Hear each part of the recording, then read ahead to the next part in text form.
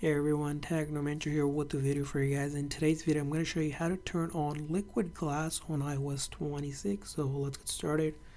So let's go ahead and show you how it's done. First thing is you're going to be on the home screen and then press and hold any app. Doesn't matter which app. A long press and hold and then a menu will pop up. That way you can click on edit home screen.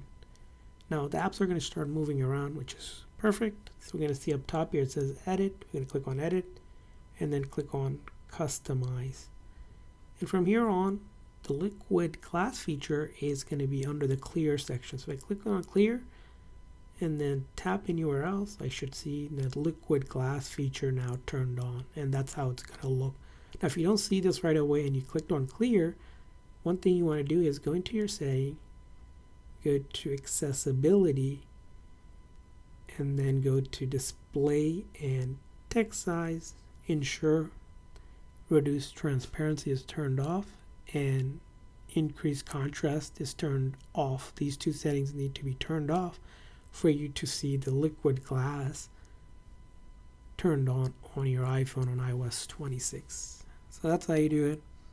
I hope this video was helpful. If so, please consider a like and subscribe button for more tips and tricks. We'll see you guys next time.